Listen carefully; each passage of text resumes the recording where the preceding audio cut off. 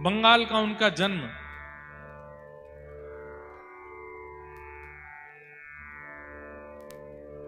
उनके साथ एक लीला हुई कि एक बार वो अपने किसी शिष्य के यहां से प्रसाद पाकर के कहीं जा रहे थे।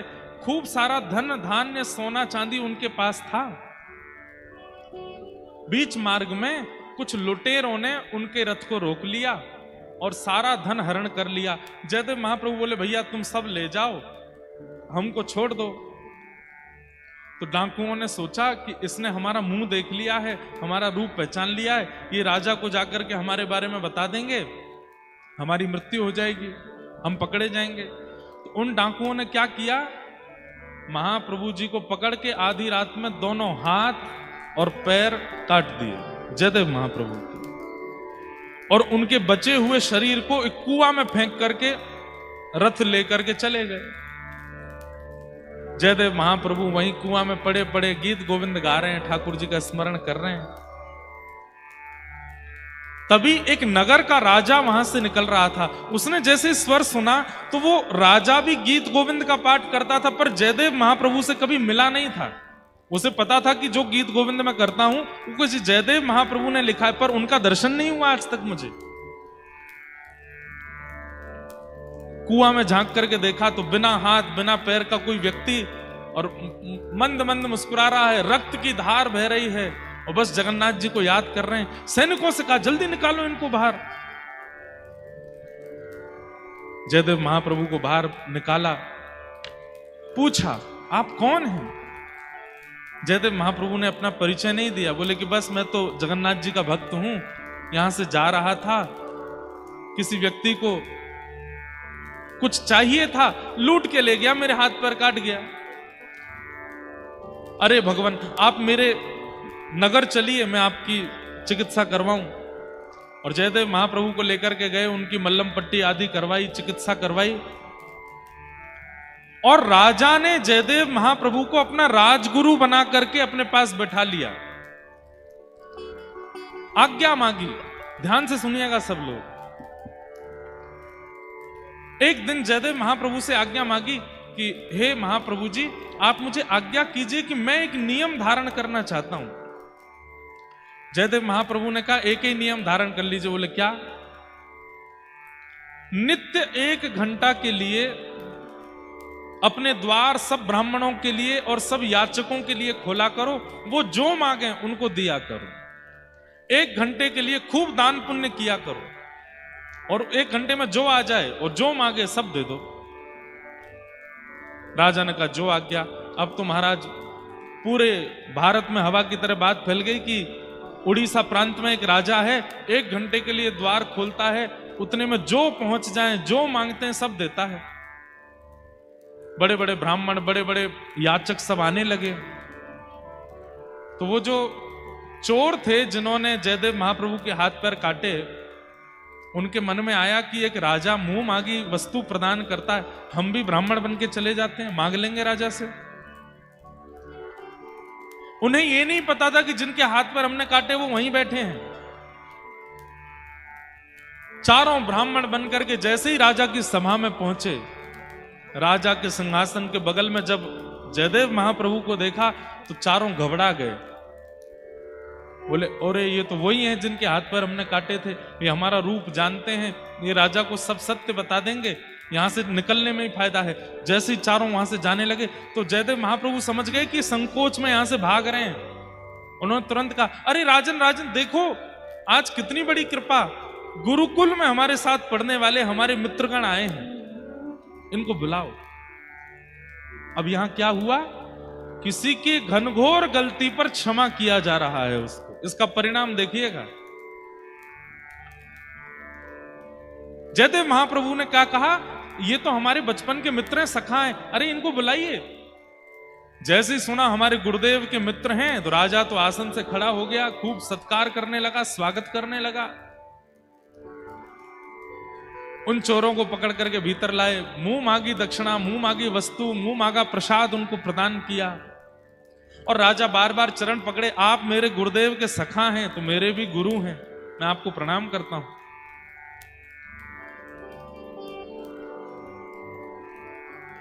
वो डाकू चोर सब सोचने लगे, बोले कि ये जयदेव महाप्रभु, इनके हमने हाथ पैर काट दिए और ये हमारा इतना सम्मान करवा रहे हैं। चलो अच्छा है, इतनी सामग्री, इतना धन धान्य दिया। राजा ने कहा ये सब आप लेकर के जाओ। तो उठा नहीं पा रहे थे तो राजा ने सैनिक भेजे उठा करके सामान के इनके आश्रम तक छोड़ के आओ। इतना सामान दिलवाया। जब वे सैनिक सामग्री उठा करके चल रहे थे तो बाहर जाकर के उन सैनिकों ने पूछा, महाराज आप लोग कौन हैं? हमारे यहाँ इतने बड़े बड़े ब्राह्मण आते हैं, इतने बड़े बड़े याचक आते हैं, पर इतना सम्मान, इतनी सामग्री, इतना धन धान्य आज तक किसी को नहीं दिया गया। ये हमारे राजगुरु जो हैं, जिनके हाथ पैर नहीं हैं, इन्हें आप बचपन से जानते हैं, इनके हाथ पैर कैसे कट गए, जरा इसके बारे में आपको पता है? तो वो चारों चोर क्या बोलते हैं, देखो आज वो राजगुरु बना बैठा है, लेकिन सच्चाई हमसे पूछो। बोले क्या सच्चाई? बोले जब हम बचपन में गुरुकुल में पढ़ते थे तो हमारे गुरुजी के सोने के पात्र इसने चोरी कर लिए थे। झूठ बोलने लगे। और जब इसने सोने के पात्र चोरी किए तो गुरुदेव को जब पता चला तो गुरुदेव ने हमको आज्ञा करके कहा, वन में ले जाओ, ले जा करके इसका सर धड़ से अलग कर दो, गुरुद्रोही है, गुरु के यहां चोरी करता है। हम इसको वन में लेकर के गए, पर हमको इस पर दया आ गई, हमने इसका गला तो नहीं काटा पर हाथ पैर काट दिए, इसको छोड़ दिया।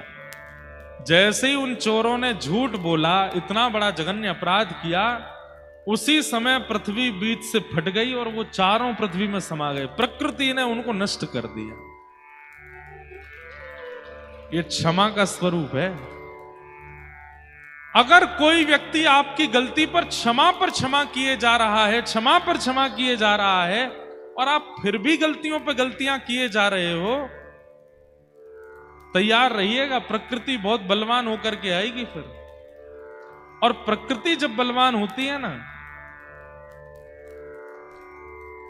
अभी हम एक पद गा रहे थे, पंजाब में कथा थी, ऊधो जब टेढ़े दिन आवे, ऊधो जब टेढ़े दिन। क्या पद है? व्यक्ति के जब टेढ़े दिन आते हैं, और ये टेढ़े दिन कब आते हैं? जब प्रकृति नाराज होती है, तब उसके टेढ़े दिन आते हैं। और जब व्यक्ति के प्रकृति नाराज होती है, कितना भी वो प्रयास कर ले, कोई उसकी सहायता नहीं करता। इसलिए हमारी आपसे प्रार्थना, अपराध करने वाले सावधान हो जाइए। जिसके प्रति आप अपराध कर रहे हैं, अगर उसने आपको क्षमा कर दिया तो प्रकृति बहुत खतरनाक बदला लेगी। और बाकी सबसे हमारी प्रार्थना, आपके साथ कोई कितना भी कुछ कर ले, आप उसको क्षमा ही करो, क्योंकि क्षमा सबसे बड़ा दंड है। धृति पहला पात्र, क्षमा दूसरा पात्र। ये सारे पात्र आपको अपने जीवन में लाने हैं। और तीसरा पात्र है दम। दम का अर्थ क्या है? संयम। अपनी इंद्रियों का दमन करना, उसको दम कहते हैं। इंद्रियों का दमन कैसे?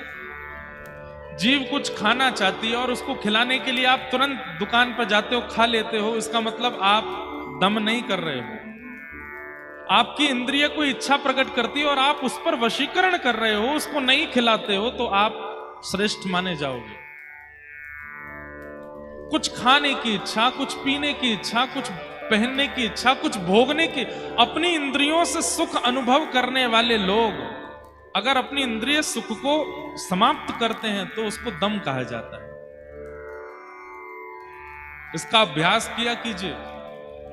आपकी इंद्रिय जो इच्छा प्रकट करे, मत दीजिए उसको वो वस्तु। प्रयास करो, महीना में एक आध बार चलेगा सब कुछ, लेकिन रोज रोज उसको जो चाहिए अगर आप देने लग जाएंगे तो इंद्रिय इतनी बलवान हो जाएगी, इतनी खतरनाक हो जाएगी, एक दिन वही इंद्रिय ऐसी याचना करेगी जो कि जघन्य पाप का स्वरूप धारण कर लेगी। इसलिए इंद्रियां बलवान किससे होती हैं? उनकी इच्छा पूरी करने से। आंखों को कुछ देखने की इच्छा है, अब आप उन आंखों को दिखाते ही रहोगे संसार की वस्तु, तो आंखें इतनी बलवान हो जाएंगी कि एक दिन ऐसा कुछ देखने की याचना करेंगी जो पाप होगा। जीव को मन चाही वस्तु खिलाते रहोगे तो जीव एक दिन इतनी बलवान हो जाएगी, ऐसी वस्तु की याचना करेगी जो जघन्य पाप होगा। आपने देखा संत महापुरुष अपना जल संग लेके चलते हैं, अपने रसोईया साथ लेके चलते हैं, सबके यहाँ का नहीं पाते, सबके हाथ का नहीं पाते, कुछ भी नहीं पाते, संयमित रहते हैं। और ये संयम तीसरा पात्र है। हम ये नहीं कहते कि आप कुछ भी मत देखो, कुछ भी मत खाओ, पर थोड़ा उस पर संयम रखो, संयमित रहो। हमारे व्रज में, हमारे वृंदावन में तो संत जन कैसे प्रसाद पाते हैं, सब लोग ध्यान से इधर देखो, मधुकरी पाते हैं। ब्रजवासियों के यहाँ जाएंगे और ब्रजवासियों के यहाँ जाकर के द्वार पर खड़े होकर के जितनी देर में गाय का दोहन होता उतनी देर खड़े होते हैं, 6.5 मिनट बस। और 6.5 मिनट खड़े होकर के कीर्तन करेंगे, सीताराम सीताराम, राधे श्याम राधे श्याम। अगर घर वाले कुछ प्रसाद दे देंगे, मधुकरी दे देंगे तो पाएंगे, नहीं तो वहां से चले जाएंगे। एक उनके पास में बर्तन होता है, उसी में दाल, उसी में सब्जी, उसी में साग, उसी में भाजी, उसी में रायता, सब एक हर घर से भरवा लाते हैं और ब्रजवासियों की मधुकरी पाते हैं। रसोई नहीं बनवाते, ब्रजवासियों के यहां मांग करके पाते हैं। और एक बात आपको बताएं, कितने भी अनुष्ठान कर लो, कितने भी साधन कर लो, कितने भी नाम कर लो, कितनी भी परिक्रमा लगा लो, ब्रजवासियों के यहां से मधुकरी पाने के बाद जब आप यमुना तट पर बैठ करके ध्यान लगाने बैठोगे तो आपके चित्त में निश्चित श्यामा श्याम प्रकट हो जाएंगे। ये ब्रजवासियों की मधुकरी की ऐसी उज्जवलता है, श्रेष्ठता है। अगर व्यक्ति को केवल स्वार्थ के लिए भक्ति करनी है तो वो दम ना करे। दम का मतलब समझे ना, इंद्रियों पर निग्रह। स्वार्थ के लिए अगर ठाकुर जी का भजन करता है तो दम ना करे। अपनी इंद्रियों को जो खाना चाहती हैं खिलावे, जो पहनना चाहती हैं पिलावे, जो पहनना चाहती पहनावे। लेकिन अगर भगवत दर्शन की कामना चित्त में है तो अपने जीवन में दम जरूर लेकर के आओ। इंद्रियों को उनकी ज्यादा इच्छाएं पूरी मत कराओ। सब लोग बिल्कुल सावधानी से बैठो, इधर देखिए। अगर मन पक्का कर चुके हैं कि हमें ठाकुर जी का अनुभव करना है, ठाकुर जी की कृपा का अनुभव करना है, एक बार प्राण निकलने से पूर्व ठाकुर जी का साक्षात्कार करना है। आप महादेव के उपासक हैं, आप शक्ति के उपासक हैं, आप ठाकुर जी के उपासक हैं, आप जो भी हैं, आपको अपने चित्त में इंद्रिय निग्रह तो लाना पड़ेगा। हमारे पूज्य पिताजी महाराज एक भाव गाते हैं, देखना इंद्रियों के ना घोड़े भगे, इनमें हरदम जो संयम के कोड़े पड़े, अपने रथ को सुमार्ग लगाते चलो, कृष्ण गोविंद गोपाल गाते चलो। सुख में फूलो मती, दुख में भूलो मती, प्राण जाए मगर नाम भूलो मती, काम की वासना को मिटाते चलो, कृष्ण गोविंद गोपाल गाते चलो। भगवत प्राप्त करने वाला जो होगा उसकी इंद्रियां उसके वश में होंगी। और इंद्रियों में 10 इंद्रियां आती हैं, आंख, नाक, जीव, कान, त्वचा, हाथ, पैर, मुख और 2 गुप्त इंद्रिय। परंतु हमारे शास्त्रों ने एक बात कही है कि जितम सर्वम जिते रसे। आप सारी इंद्रियों को जीत सकते हो अगर आपने अपनी रसना को जीत लिया। रसना मतलब जिह्वा, और यही नहीं जीती जाती। व्यक्ति सब पर विजय प्राप्त कर लेता है लेकिन अपनी जीव को नहीं जीत पाता, और ये रसना ही उससे फिर कुछ ना कुछ ऐसी क्रिया करवा देती है जिसके कारण वो पाप मार्गी होता है। हमारे अंदर पाप प्रविष्ट होने के 3 द्वार हैं, नेत्र, कान और जिह्वा।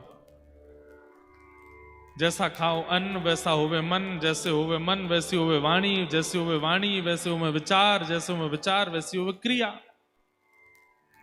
तो इसलिए तीसरा पात्र हमको अपने जीवन में क्या लाना है? दम, यानी कि इंद्रियों पर निग्रह। अब चौथा पात्र आता है अस्तेयम। अस्तेयम मतलब चोरी ना करना। आप कहोगे महाराज जी ये पात्र तो हमारे पास है, हम तो चोरी करते ही नहीं कभी भी, हम तो कभी कुछ चुराते ही नहीं। नहीं, यहां पर चोरी का मतलब केवल यही नहीं होता कि आप किसी के धन को चुराओ या किसी वस्तु को चुराओ या किसी वस्तु का हरण करो। चोरी बहुत प्रकार की होती है। एक चोरी बताएं,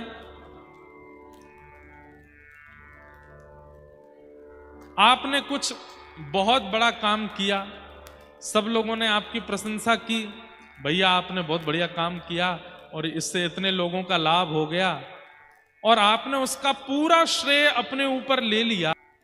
वास्तविकता तो यह है कि भैया नेक बात मत करो, नेक चर्चा मत करो मंच पे।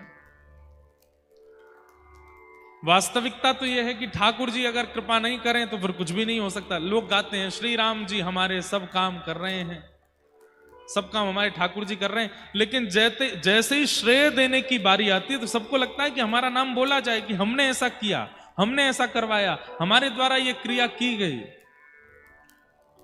यह श्रेय का लेना यह भी एक चोरी है। क्रेडिट्स लेने के लिए कई लोग आगे आ जाते हैं। सब्जी बहुत अच्छी बनी आज घर में,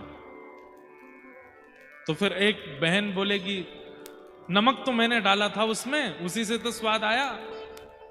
ये एक तो सामान्य बात है, इसमें कोई पाप नहीं है, ये तो सामान्य बात है। भाई बोलेगा सब्जी तो मैं ही लेके आया था, मां बताएगी आइडिया तो मेरा ही था कि मैंने ही कहा था ये वाली सब्जी बनाओ। अब ये तो एक सामान्य बात है, इसमें कोई पाप नहीं। पर संसारी क्रियाओं में भी लोग श्रेय लेना चाहते हैं, हर वस्तु का, हर भाव का।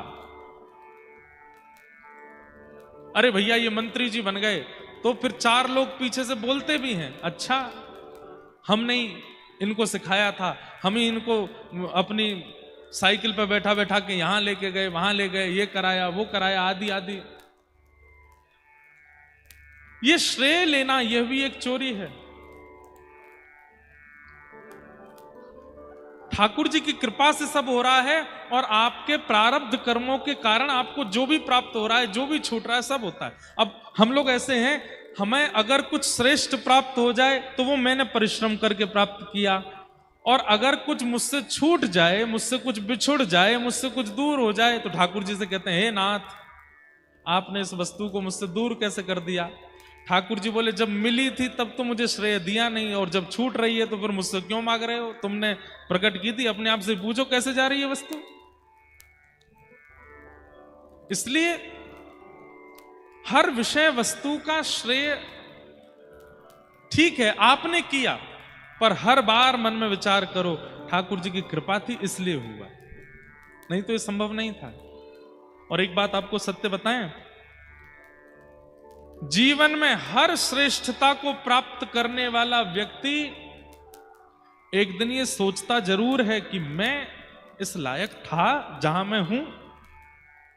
हमारे मन में ही कई बार बात आ जाती है, हम वक्ता बन गए, हम कथा सुनाते हैं, इतने सारे बालक कथा सुनते हैं, इतने सारे बालक कथा सुनकर के भक्ति मार्ग को प्राप्त कर रहे हैं। कभी कभी स्वयं से प्रश्न आ जाता है, हम इस लायक थे कि हम व्यासपीठ पर बैठें, हम इस लायक थे कि ये हमको पूजें, हम इस लायक थे कि ये हमको माला पहनाएं, ये हमें योग्यता प्रदान करें। इसका मतलब क्या है? हर व्यक्ति जानता है कि मैं इस लायक नहीं था, लेकिन फिर भी हंसता हंसता सारा श्रेय लेता रहता है। हाँ, माला पहना दीजिए, शॉल पहना दीजिए, हमारा सम्मान कर दीजिए, हमें श्रेष्ठ बताइए, हमारे बारे में 10 बात अच्छी बोलिए। ये चोरी है। ये कल भी पीतांबरी वाली तितली जी आई थी, आज भी आई।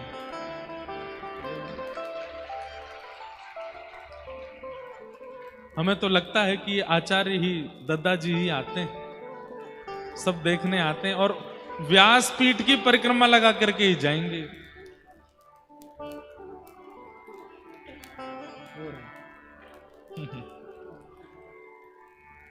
कल भी आए थे, दादाजी महाराज देखने आते हैं। कितने लोग भोजन करने के लिए आए हैं, बस कितने लोग केवल मेला में घूमने आए हैं, कितने लोग केवल देखने आए हैं क्या चल रहा है, बवाल देख के आते हैं, और कितने लोग सुनने आए हैं। सबको देखने आते हैं, हर प्रकार के लोग हैं, इतने भांति के लोग आए हैं यहां पर। कथा सुनने वालों का सेक्शन अलग है, काट छाट करने वाला, उत्सव कैसा है कैसा नहीं है, क्या व्यवस्था है क्या नहीं है, ऐसे लोग अलग हैं, निमंत्रित लोग अलग हैं, और केवल इस बात की फिराक में बैठे हैं कब कथा पूरी हो, भोजन पावे, भोग मिले, प्रसाद मिले, इसलिए अलग बैठे हैं। सबको परखने देखने आते हैं। तो अस्तेयम, बंधुओं श्रेय दिया करो, लिया मत करो। हमारे ठाकुर जी का स्वरूप है, सबको श्रेय देते हैं। श्रीमद् भागवत जी में कथा आती है कि जब कुंती के गर्भ के, उत्तरा के गर्भ के शिशु को भगवान ने ब्रह्मास्त्र से बचाया, तो सब लोग ठाकुर जी की जय जयकार करने लगे। तो ठाकुर जी ने ही रक्षा की थी, लेकिन ठाकुर जी तुरंत क्या बोलते हैं, अरे मैं तो तुम्हारे सामने खड़ा हूं, मैंने रक्षा नहीं की है। तो कुंती, ये उत्तरा के गर्भ का बालक बच कैसे गया? ठाकुर जी बोले, उत्तरा ने इतना भजन किया है, उत्तरा ने इतना तप किया है, उत्तरा ने इतना भगवान का यश गाया है कि उन सब भजन के प्रताप से ये ब्रह्मास्त्र नष्ट हो गया, इसका बालक बच गया, मैंने कुछ नहीं किया। लेकिन वास्तविकता क्या थी? एक रूप से ठाकुर जी बाहर खड़े थे और एक रूप से अंगुष्ठ मात्र वायु का आश्रय लेकर के वायु की तरह नासिका से गर्भ में प्रवेश करके रक्षा कर रहे थे। ठाकुर जी का स्वरूप कैसा है? श्रेय देते हैं दूसरों को, स्वयं करते हैं पर श्रेय दूसरों को देते हैं। और हम कैसे हैं? दूसरा कर दे उसमें भी श्रेय खुद लेते हैं। हमने किया। मुख्यमंत्री जी आए थे तो पहले ही देख लेते हैं स्क्रीन में कौन सा कैमरा है जहां से हम पीछे दिख जाएंगे। हम खड़े थे, उतने का स्क्रीनशॉट लेके घर में लगवा देंगे, देखो मुख्यमंत्री जी के साथ खड़े थे हम। हमने ही फोन करके बुलवाए थे, हमने ही मंच पे बैठाए थे। श्रेय लेना ये तो बहुत सामान्य सी बातें हैं जिनको हम मंच से बोल सकते हैं। ऐसी भी कई बातें जिनको हम यहां से बोल नहीं सकते, लोग उसमें भी श्रेय लेते हैं।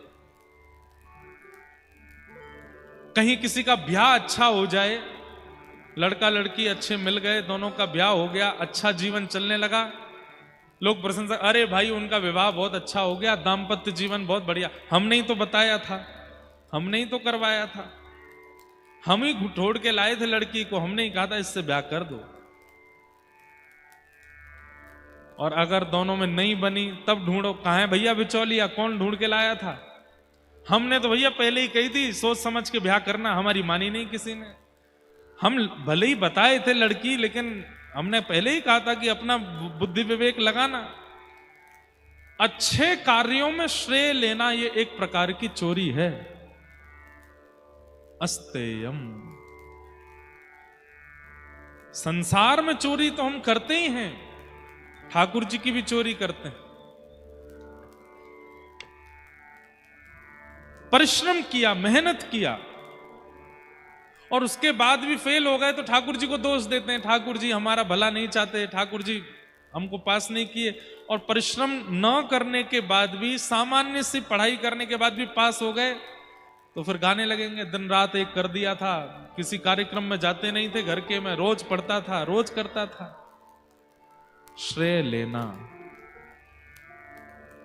ये अच्छा नहीं।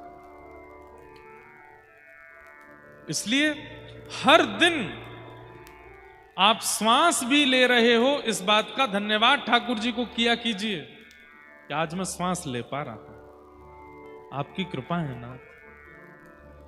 शास्त्र तो ऐसा भी कहते हैं कि रात्रि में जब आप सोते हैं और जब आप सुबह उठते हैं तो आंख खोल करके जब आपको पता चलता है कि नहीं हम जीवित हैं, तो ठाकुर जी को प्रणाम किया करो, धन्यवाद आपने आज भी हमें जीवित रखा, क्योंकि रात्रि में सोए थे, हम तो कहीं और चले गए तो चाहते तो हमारे प्राण निकल सकते थे, पर आज भी हम जीवित हैं, आपकी बड़ी कृपा है।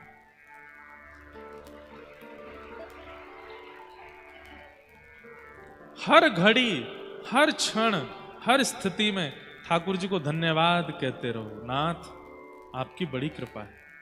मैं योग्य नहीं हूं, देने वाले ने दिया, वह भी दिया किस शान से, मेरा है यह लेने वाला, कह उठा अभिमान से, मैं मेरा यह कहने वाला मन, किसी का है दिया, मैं नहीं मेरा नहीं यह तन, किसी का है दिया। हमारा जन्मदिन था, किसी ने हमको चश्मा दिया, किसी ने जूते दिए, किसी ने घड़ी दी, किसी ने बहुव्यंजन पदार्थ दिए, किसी ने सोने का कड़ूला, किसी ने चांदी की कड़ूला, सब दिए, किसी ने कान की बाली दी, किसी ने गले में चैन पहनाई, सब कुछ दिया। देने के बाद इतने सारे लोग सब पूछने लगे, अच्छा महाराज जी एक बात बताओ, क्या आपको सबसे अच्छा उपहार किसने दिया? इतने लोग उपहार लेकर के आए, पर सबसे अच्छा उपहार कौन सा था? तो मन में बात आई, 28 वर्ष पहले ठाकुर जी ने सबसे अच्छा उपहार शरीर दिया, सबसे बढ़िया उपहार दिया। क्यों? आपने चश्मा तो दिया, लेकिन ठाकुर जी ने आंख ही नहीं दी होती तो क्या करते? आपने सोने का कंगन तो दिया, लेकिन हाथ ही नहीं दिए होते ठाकुर जी ने तो? आपने जूते तो दिए, पैर ही नहीं मिलते तो? आपके द्वारा प्रदान की गई वस्तु और संसार के द्वारा प्रदान की गई वस्तु का हम धन्यवाद कहते रहते हैं। मेरे मित्र ने मुझको ये दिया, मेरे सखा ने, मेरे परिवारियों ने मुझको ये दिया। कभी ये क्यों नहीं विचार किया कि उन्होंने जो दिया वो भी तब सार्थक हुआ जब ठाकुर जी के द्वारा प्रदत्त शरीर मिला। अगर यही नहीं मिला होता तो? सुबह से शाम तक छोटी से छोटी वस्तु का भी श्रेय ठाकुर जी को दिया करो। हे नाथ, मेरी योग्यता नहीं है, ये आपने मुझे दिया। अस्तेयम, चोरी ना करना, एक प्रकार की चोरी ये है। दूसरी चोरी क्या है? आप अगर किसी से कुछ अच्छा सीखते हो, उस व्यक्ति को सब जगह मेंशन किया करो। मेंशन करने का मतलब केवल सोशल मीडिया पे नहीं, मेंशन करने का मतलब है कि कहीं गए, वहां जाकर के किसी को आपने, आपकी किसी दिनचर्या से कोई व्यक्ति प्रभावित हो गया, भैया आपकी दिनचर्या हमको बहुत अच्छी लगी, तो जिससे सीखा है उसका नाम बोला कीजिए, हमने उनसे सीखा। आपके घर की ये बात हमको बहुत अच्छी लगी, हमको उनकी आज्ञा हुई तब से हमने किया। पर आजकल लोग पता क्या करते हैं? दिनचर्या, किसी ने दिनचर्या की प्रशंसा कर दी, किसी ने शरीर की प्रशंसा कर दी, किसी ने गायकी की प्रशंसा कर दी, किसी ने भोजन की प्रशंसा कर दी। तो जिससे सीखा उसको भुला देते हैं हम लोग, अपने आप को प्रधानता देते हैं, हमने ऐसा किया, हमने ऐसा किया, हमने ऐसा किया। नहीं, आज मैं नहीं बोल रहा हूं, मेरी सामर्थ्य नहीं है। हमारे पीछे विराजमान श्रीनाथ जी विराज रहे हैं। वक्ता को वंशी बना करके ठाकुर जी ही अपने अधर पर धारण करके बजाते हैं, और ठाकुर जी जैसे प्राण पिरोते हैं वैसा स्वर वक्ता के मुख से निकलने लगता। वक्ता की क्या योग्यता है? एक क्षण नहीं लगेगा, एक क्षण वायु का ऐसा झोंका आएगा, पूरा गला चौक हो जाएगा, एक शब्द नहीं बोल पाऊंगा मैं, पर बोल रहा हूं, सुना रहा हूं। इसमें ठाकुर जी की कृपा है। जिससे सीखा है, जिससे प्राप्त किया है, उसको सदा मेंशन किया करो, नहीं तो वो चोरी मानी जाएगी। धृति, क्षमा, दम, अस्तेयम।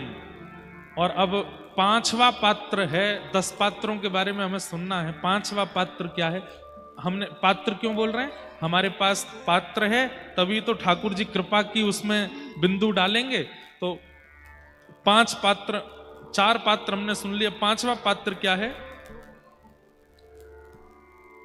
शौच। शौच का मतलब पवित्रता। पवित्रता, शरीर की पवित्रता बताने की जरूरत नहीं है, सब लोग नहाते धोते हैं, सब कुछ करते ही हैं, पर हृदय की पवित्रता और विचारों की पवित्रता होना बहुत आवश्यक है। शरीर कितना भी नवा धुबा हो, हृदय और विचार यदि पवित्र नहीं है, ठाकुर जी कृपा नहीं करते। 3 बार नहाइए दिन में, सुबह उठते ही नहा लीजिए, दोपहर में फिर नहा लो, रात में सोने से पहले फिर नहाओ, और मन में विचार करो मैं परम पवित्र हूं, मेरे से ज्यादा शुद्ध कोई नहीं है। स्वच्छता और पवित्रता दोनों में अंतर होता है। हम स्वच्छ रहते हैं, पवित्र नहीं। हम स्वच्छता पर ध्यान देते हैं, पवित्रता पर नहीं। ऐसा मत सोचिएगा कि हम हमारे भारत की जो एक विचारधारा है उस पर कहीं उसका कटाक्ष कर रहे हैं। स्वच्छता पर ध्यान देना है, अपने नगर स्वच्छ बनाने हैं, घर स्वच्छ बनाने हैं, प्रांत स्वच्छ बनाना है, परंतु देह को स्वच्छ नहीं, पवित्रता की आवश्यकता है। और देह की पवित्रता विचारों से होती है। देह की पवित्रता विचारों से होती है। और विचारों में पवित्रता कहां से आती है? जितने सीधे, जितने सरल, जितने सहज, उतना विचार पवित्र होंगे। व्यक्ति जितनी चतुराई अपने अंदर ले आएगा, उतनी विचारों की शून्यता होती चली जाती है। हमारी बात सुनिए, सब लोग इधर देखिए ध्यान से। व्यक्ति को चतुर बनने का एक चाव रहता है कि मुझे सब आना चाहिए, मेरे साथ कोई छल ना करे, मेरे साथ कोई कपट ना करे। और इसी बात को करते करते व्यक्ति इतना चतुर हो जाता है, बातों में चतुराई, नेत्रों में चतुराई, उसके उठने बैठने में चतुराई, उसके बोलने में चतुराई, सब चीज में चतुराई विद्यमान होती है। हमारे रमनदीदी वाले महाराज जी, मलुकपीठ वाले महाराज जी से सब अवगत हैं, पर उनसे भी ज्यादा अवगत लोग प्रेमानंद जी महाराज से हैं। उनका रूप देखो, क्या लगाते हैं? मुख पे कोई क्रीम लगाते हैं ना, वही दाढ़ी है, वही जटा है, वही पीले वस्त्र हैं, व्रज की रज है और पीलो चंदन है, पीलो चंदन लगा में, व्रज रज लगा में, वही एक स्वरूप है उनका, उसी में ही रहते हैं 24 घंटा। लाखों लाखों का पलस्तर मुख पे करने वाले बड़े बड़े एक्टर भी नाक रगड़ते मिलते हैं उनके आगे। हमारी बात को अन्यथा मत लेना, लेकिन उनके रूप के आगे कैसे फीके लगते हैं सब।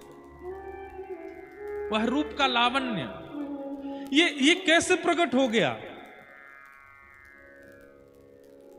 क्योंकि तन की पवित्रता बाद का विषय है, चित्त, स्वभाव और हृदय की पवित्रता है। इसलिए संसार के किसी भी प्रकार के पदार्थ की आवश्यकता नहीं है सुगंधित करने के लिए, आकर्षित करने के लिए, प्रभावशाली बनने के लिए। हम लोग केवल विचार और चित्तों को ही पवित्र नहीं कर रहे हैं, बाकी सबकी स्वच्छता, 3-3 बार नहाओ, ये वाला प्रोडक्ट लगाओ, ये वाली ये चीज लगाओ, बालों में ये लगाओ, आंख पे ये लगाओ, नाक पे ये लगाओ, होठ पे ये लगाओ। अरे महाराज, जितने शरीर में अंग हैं उतने ही क्रीम हैं, वो लगाओ, फिर भी तेज फीका ही रह जाता है। कई बार दिन में जिसको देखा था, रात में उसको देख लिया नहाने के बाद, तो पहचान में नहीं आता ये वही है। सुबह कुछ और था, शाम को कुछ और है। हमें ऐसा लगता है। अब ये तो देखो प्रसिद्ध संतों की बात है, हम आपको सत्य बता रहे हैं। ऐसे ऐसे महापुरुष जिनको कोई नहीं जानता, उनका दर्शन किया, उनके हाथ स्पर्श किए तो ऐसा लगा 4 महीने का बालक होता है ना, 5-6 महीने का बालक कितना कोमल होता है, उसका हाथ देखो, उसके गाल देखो, उसका ऐसे हाथ पकड़ो, ऐसा लगेगा रुई पकड़ रहे हैं क्या। क्यों? शुद्ध है। 4-5 महीने का बालक शुद्ध है। मदाल सा कहती है, शुद्धोसी मुक्तोसी निरंजनोसी संसार मायाम परिवर्जितोसी। वो बालक शुद्ध है, वो बालक मुक्त है।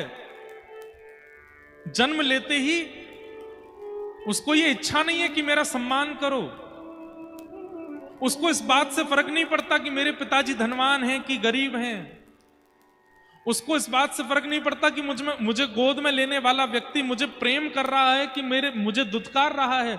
वो सबके प्रति एक रस रहता है, शुद्ध है, मुक्त है। और पयोवृत्ति होता है बालक। कौन होता है?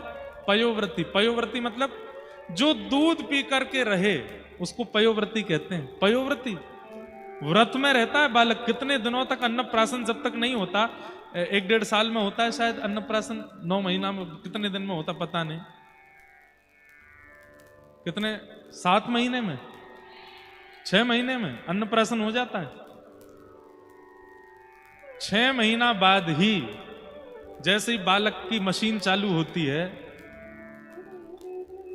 1 साल 1.5 साल का होते होते फिर उसके भी कहीं ना कहीं किसी ना किसी भाव से दुर्गंध की प्राप्ति होनी प्रारंभ हो जाती है। और धीरे धीरे फिर उसकी त्वचा की कोमलता धूमिल होने लगती है। फिर धीरे धीरे उसका रूप, जिसको देख के सबको लाड़ आता था, छोटे बालक को देख करके अत्यंत कठोर व्यक्ति भी, वो भी कैसा, अरे अरे आओ आओ गोदी में आओ, मेरे पास आओ, सब उसको गोद में लेना चाहते हैं। अत्यंत नीरस व्यक्ति जिसके मुख पे कभी प्रसन्नता ही नहीं होती, छोटे बालक को गोद में लेकर के वह भी प्रेम दिखा देता है। अरे वो बालक कैसा है? शुद्ध है, मुक्त है, निरंजन है, उसके अंदर कोई विकार नहीं है, इसलिए सबको आकर्षित करता है।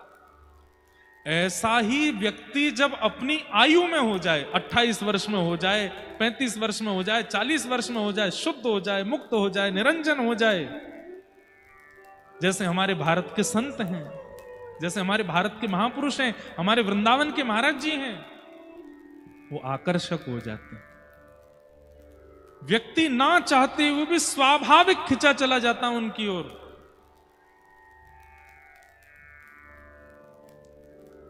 हमारे वृंदावन में एक बहुत बड़ा डाकू रहता था, उसका नाम था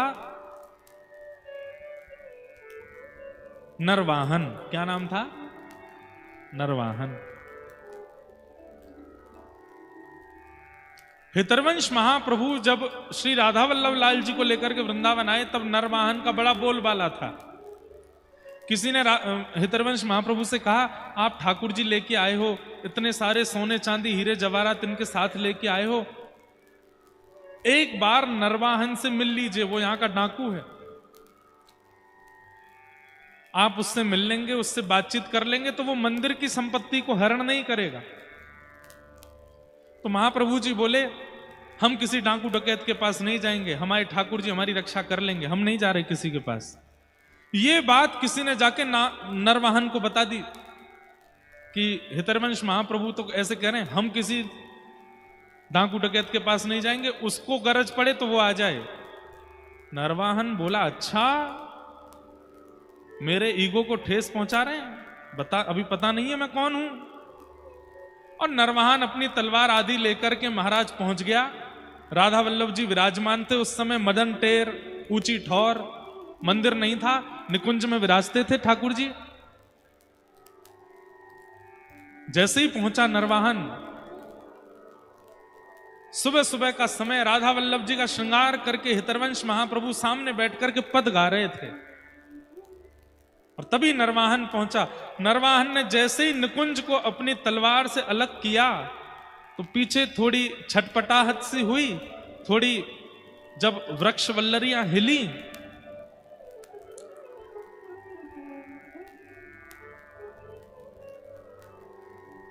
कभी कभी मन होता है हम कान बंद करके कथा सुनाएं आंख भी बंद कर लें, कान भी बंद कर लें, फिर सुनाएं। मन में तो छवि दिख जाती है, लेकिन फिर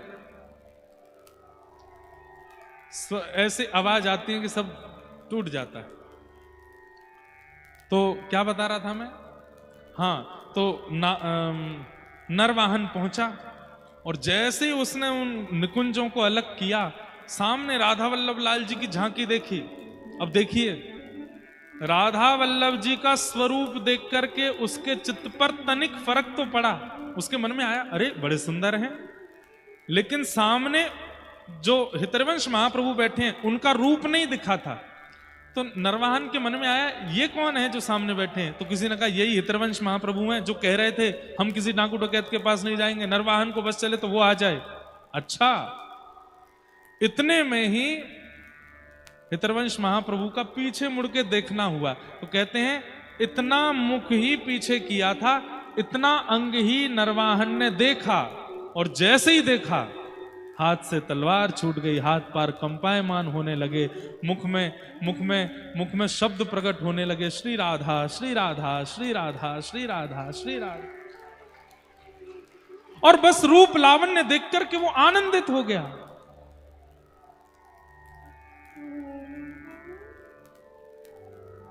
जिनका चित्त शुद्ध होता है, जिनके विचार शुद्ध होते हैं, बोलना तो बहुत दूर की बात है, उनकी उपस्थिति, उनका रूप लावण्य ही कल्याण कर देता है, रूप लावण्य ही समाधान कर देता है, उनका रूप स्वरूप ही आनंदित कर देता है।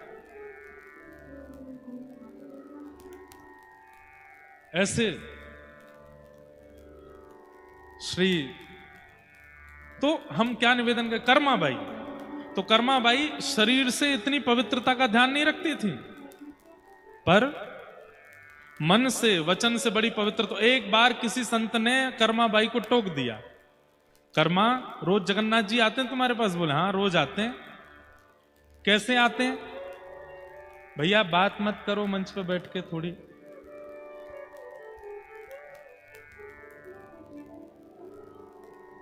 तो क्या बता रहा था? हाँ कर्मा, बस ये कथा सुना के हम विश्राम देंगे। तो कर्माबाई से किसी ने कह दिया, कर्मा रोज जगन्नाथ जी आते हैं। अच्छा, कर्माबाई के यहां रोज सुबह सुबह भीड़ लगती थी लोगों की, क्योंकि जगन्नाथ जी जब आके प्रसाद पाके जाते तो जगन्नाथ जी की महक उसके घर से आती थी, जगन्नाथ जी की तन की माला वहां रह जाती थी, जगन्नाथ जी का कोई वस्त्र छूट जाता था, जगन्नाथ जी जहां बैठते थे तो वहां गोबर के चौका थोड़ा गीला हो जाता था, सब उसका दर्शन करने आते थे। कभी तुलसी पत्र, कभी पुष्पों की माला, सब पड़ी मिलती। तो एक बार एक संत आए, उन्होंने जब दर्शन किया तो बोले, कर्माबाई हमको बड़ा आनंद आया, हमको अनुभव हुआ कि ठाकुर जी यहां आते हैं, पर हमें एक बात पता चली। क्या? आप स्नान नहीं करते प्रसाद बनाने से पहले, आप आचार विचार का ध्यान नहीं रखते। तो कर्माबाई ने हाथ जोड़े, भगवान बचपन से वही आदत बन गई, ठाकुर जी बड़ी जल्दी में रहते हैं तो सुबह सुबह बस जल्दी जल्दी में प्रसाद सिद्ध करके पवा देती हूं। संत बोले, देखो एक बात तुम्हें बताऊं। क्या? ये तुम्हारे पूर्व जन्म के सत्कर्म हैं, जिसके फलस्वरूप ठाकुर जी तुम्हारे यहां प्रसाद पाने आ रहे हैं। जिस दिन वो फल समाप्त हो जाएंगे, जिस दिन वो फल समाप्त हो जाएंगे, ठाकुर जी आना बंद कर देंगे। अगर तुम चाहती हो कि ठाकुर जी सदा सर्वदा तुम्हारे यहां आते रहें, उसके लिए तुम नियम करना शुरू कर दो। तो कर्माबाई बोली, मैं सब करूंगी, ठाकुर जी का आना बंद ना हो, आप कृपा करके मुझे बताओ। तो महात्मा ने नियम बताया, सुबह उठते स्नान करो। और कितने बजे आते हैं ठाकुर जी? बोले 4:30-5 बजे आ जाते हैं, सुबह सुबह भोर में, मंगला में। तो तुम 2 बजे उठा करो रात्रि में, और 2-2:30 बजे उठ करके पहले शुद्ध जल से स्नान करो, फिर समुद्र में जाके स्नान करो, फिर समुद्र से लौटकर आके फिर शुद्ध जल से स्नान करो। 3 बार तो स्नान बता दिया। उसके बाद कोरी साड़ी पहनो, अप्रश्न, किसी ने छुई ना हो वो, और कुआ के जल से धोई गई हो, कुआ का जल निकाल के उससे धो करके सुखा के उसको पहनो। फिर तिलक लगाओ, स्वरूप लगाओ, और उसके बाद में चूल्हा का पूजन करो, जो लकड़ियां उसमें पधराओ उनका पूजन करो, जो पात्र पधराओ उसका पूजन करो। जितनी सामग्री डालो सब सामग्रियों को प्रणाम कर करके डालो, नाक पे पट्टी बांध करके, सुगंधी नहीं आनी चाहिए। कर्माबाई सब लिखती गई, बोले जी जी जी ऐसा ही करूंगी, ऐसा ही करूंगी, ऐसा ही करूंगी। 25 नियम बता दिए कर्माबाई को, और बोले अगर तुमने ऐसा किया तो ठाकुर जी तुम्हारे यहां आना कभी बंद नहीं करेंगे। कर्माबाई बोली ठीक है। अगले दिन सुबह सुबह उठ गई, 2 बजे उठ करके स्नान करने गई, स्नान करके समुद्र स्नान करने गई, समुद्र स्नान कर फिर घर पे आके स्नान किया, फिर कोरी साड़ी निकाली, कुआ के जल से धो के थोड़ी निचोड़ के सुखाई, वो पहनी, इतने में बज गए 4:30। अब कर्माबाई यहाँ पे पूजा की थाली सजा के बैठी हैं, चूल्हा का पूजन कर रही हैं, इतने में दरवाजा खटखटाया, जगन्नाथ जी आ गए, खोलो। उठ करके गई, द्वार खोला, महाप्रभु जगन्नाथ जी आकर के बैठ गए अपने आसन पे, सुभद्रा जी बैठ गई, बलभद्र जी भी आ गए। कर्माबाई को देखा क्या कर रही हैं, अभी तो चूल्हा का पूजन शुरू हुआ है, षोडशोपचार बता के गए पंडित जी, यहाँ पे रोटी डालना, यहाँ पे चावल डालना, यहाँ पे अक्षत डालना, यहाँ पे ये करना, इनको प्रणाम, इन देवता को, अन्नपूर्णा को प्रणाम। ठाकुर जी बैठे बैठे देख रहे हैं, मां कितनी देर और लगेगी? कर्मा बोली बैठे रहो, अभी अभी अभी बना रही हूं। अब एक एक सामग्री डालें, दाल को प्रणाम करें, चावल को प्रणाम करें, घी को प्रणाम करें, सब नमक को प्रणाम करें, उसमें जो भी वस्तु डालनी सबको प्रणाम कर करके डालें। तभी ठाकुर जी बोले जल्दी कर मां जल्दी कर, अरे जल्दी कर, मंदिर खुलवे को समय है, क्यों मुझे जानो है। तभी उनका नाम कर्मा पड़ा, जल्दी कर्मा। लेकिन इतनी विलंब हो गई कर्माबाई, ठाकुर जी ने जब प्रसाद पाया, थोड़ा सा ही पाया, और थोड़ा सा पा करके ठाकुर जी दौड़े। कर्माबाई बोली आज तक ऐसा नहीं हुआ, पूरा प्रसाद ठाकुर जी पाके जाते हैं, आज आधा अधूरा पाके गए, क्या बात हो गई। कर्माबाई रोती रोती मंदिर गई, जगन्नाथ जी को देखते देखते पूछ रही आज आपने इतना कम प्रसाद क्यों पाया। ठाकुर जी ने उत्तर दिया आज तुमने इतना विलंब कर दिया, और मां एक बात सत्य बताऊं, आज तुमने क्या बनाया था, आज खिचड़ी में वो स्वाद नहीं था जो हमेशा आता है।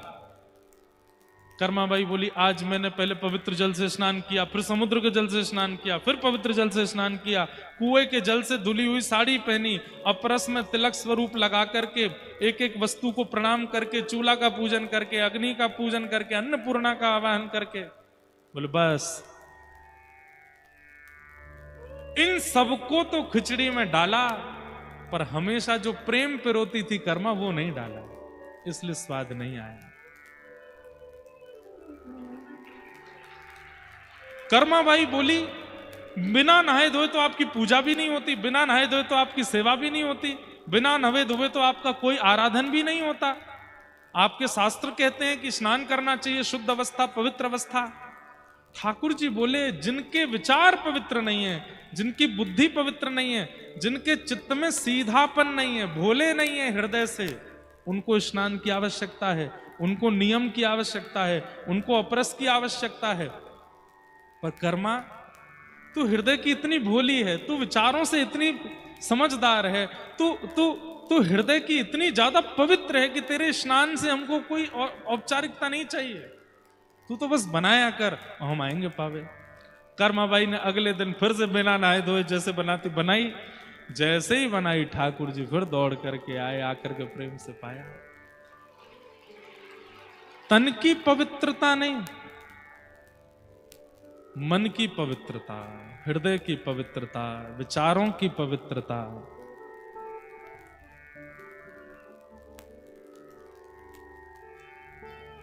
वह आवश्यक है।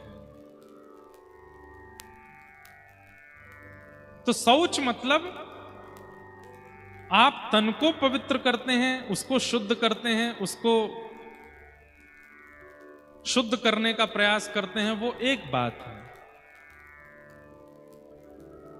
हृदय पवित्र हो, विचार पवित्र हो, नकारात्मकता नहीं, छींक आ गई, ओहो अब शगुन हो गया, अब तो सफर नहीं करेंगे, बिल्ली रास्ता काट गई, अब सफर नहीं करेंगे, अरे कौन हो रहा है, अब सफर नहीं करेंगे। ठाकुर जी का नाम लीजिए, अपनी हर क्रिया में प्रविष्ट हुआ कीजिए। विचारों से इतने संकीर्ण होने की कोई बात नहीं है। अभी तक कमाई बहुत बढ़िया चल रही थी, अचानक से रुक गई, क्यों? उसने हम पर कुदृष्टि डाल दी है, उसने हमारे घर में बंधन करवा दिया है, उसने हमारे ऊपर प्रेत छोड़ दिया है। भैया देखो, ऐसा नहीं कह रहे कि हम भूत प्रेत नहीं होते हैं, पर घर में व्यक्ति तभी रहता है जब उसको आप स्थान दे दोगे। अगर भूत प्रेत छोड़ने का काम होता ना, सबसे ज्यादा हम वक्ताओं के ऊपर ही छोड़े गए होते। व्यास जी पे लग जाओ, बड़ी कथा कर रहे हैं आजकल, यूं कर रहे हैं, लाओ इन पे ही भूत छोड़ दो एक।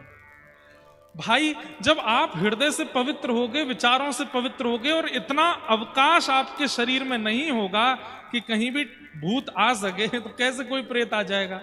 सब जगह ठाकुर जी बैठा रखे हैं। तन में श्री कृष्ण, मन में श्री कृष्ण, नेत्रों में कृष्ण, कानों में कृष्ण, बुद्धि में कृष्ण, नासिका में कृष्ण, जिह्वा में कृष्ण, हाथों में कृष्ण, उदर में कृष्ण। सब जगह जब कृष्ण ही बैठे हैं तो वहां भूत कैसे चला जाएगा? जब आपका अंग प्रत्यंग कृष्ण विहीन हो जाता है, तब निश्चित कोई ना कोई प्रेत आपको पकड़ लेता है, कोई ना कोई प्रेत आपके ऊपर बाधा बन करके आ सकता है।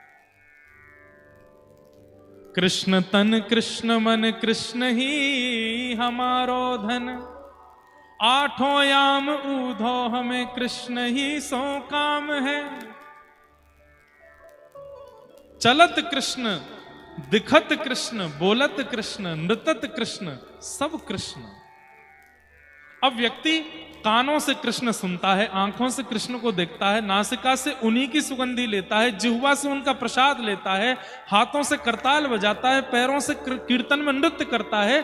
किसी भी इंद्रिय से अवकाश दिया ही नहीं है, तो फिर भूत कैसे आ जाएगा? घर में कमरा खाली है तो उसमें कोई भी आकर के रह सकता है, पर सारे कमरों में लोग बैठे तो फिर कोई कैसे आ जाएगा?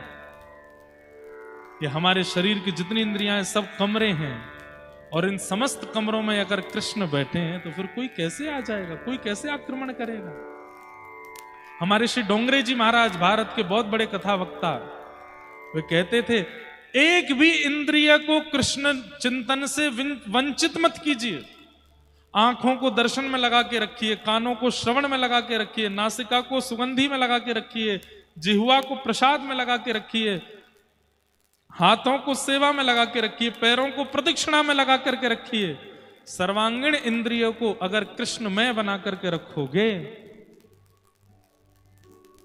तो एक भी इंद्रिय पाप मार्ग पर नहीं लेके जाएगी। और जिस इंद्रिय से आपने भजन करना बंद कर दिया, वही इंद्रिय आपको पाप मार्गी बना देगी।